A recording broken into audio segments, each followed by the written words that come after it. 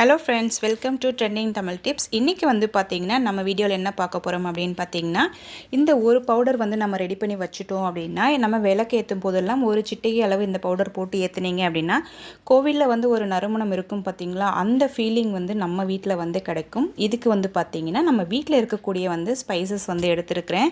நான் வந்து இந்த அளவுக்கு இருக்கக்கூடிய பட்டை வந்து எடுத்துருக்கிறேன். இது வந்து பார்த்திங்கன்னா இந்த பட்டை, கிராம்பு, லவங்கம் எல்லாம் வந்து பார்த்திங்கன்னா வெயிலில் கொஞ்சம் காய வச்சு எடுத்துக்கோங்க.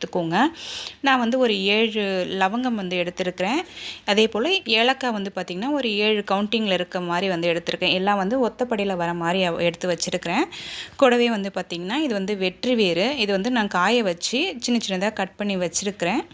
இது வீடியோக்காக கட் பண்ணி வச்சுருக்கிறேன். இது பாருங்கள், இதிலேருந்து ஒரு 2 வேர் வந்து எடுத்து நான் கட் பண்ணி பொடி பொடியாக கட் பண்ணி வச்சுருக்கிறேன். நம்ம அப்படியே போட்டோம் அப்படின்னா மிக்சியில் வந்து அரைப்படாது, அதனால் சின்ன சின்னதாக கட் பண்ணி வச்சுருக்கிறேன். கொஞ்சமாக வந்து பார்த்திங்கன்னா பச்சை கற்பூரம் வந்து சேர்த்துருக்கிறேன். இந்த கிராம்பு, பச்சை கற்பூரம், ஏலக்காய், லவங்கம் எல்லாமே வந்து பார்த்திங்கன்னா ஒரு பணத்தை ஈர்க்கக்கூடிய ஒரு பொருள் அப்படின்னே சொல்லலாம். எல்லார் வீட்லேயும் கட்டாயம் வந்து இந்த பொருள் வந்து இருக்கும். ரெண்டாவது வந்து நம்ம பூஜை அறையிலும் வந்து வச்சு பயன்படுத்துவோம். காரணம் என்னென்னா, பச்சை கற்பூரம்லாம் வந்து பணத்தை ஈர்க்கக்கூடிய சக்தி இருக்குது. சாமி ரூமில் வச்சோம் அப்படின்னா தெய்வ கடாட்சம் இருக்கும், நமக்கு வந்து செல்வ வளம் பெருகும் அப்படின்றதுக்காக வச்சுருப்போம்.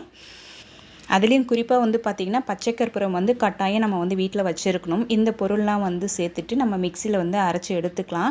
உங்கள்கிட்ட அம்மி இருந்தது அப்படின்னா தாராளமாக வந்து நல்லா நைஸாக வந்து அரைச்சி எடுத்துக்கலாம். கூடவே வந்து பார்த்திங்கன்னா ஜவ்வாது வந்து மிக்ஸ் பண்ணுறேன்.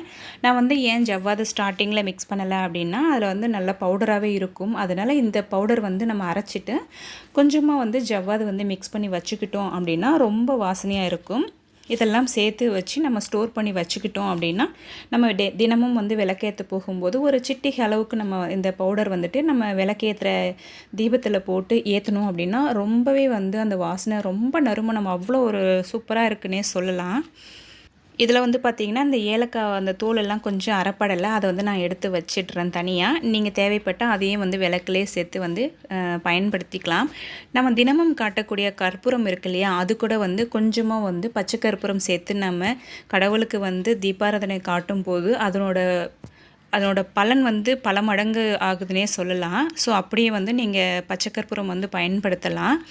இப்போ பாருங்கள், நம்ம ஏற்றக்கூடிய நல்லெண்ணெய் விளக்கு, நெய் தீபம், எந்த விளக்காக இருந்தாலும் சரி, வெள்ளி, அப்புறம் பித்தளை, மண் விளக்கு, எந்த தீபமாக இருந்தாலும் சரி, தினமும் வந்து கொஞ்சமாக ஒரு சிட்டிகை அளவுக்கு போட்டால் போதும். ரொம்ப போடணுன்னு கூட இல்லைங்க, ஒரு பிஞ்ச் அளவுக்கு நம்ம போட்டுட்டு தீபம் ஏற்றணும் அப்படின்னா ரொம்பவே நல்லாயிருக்கும்.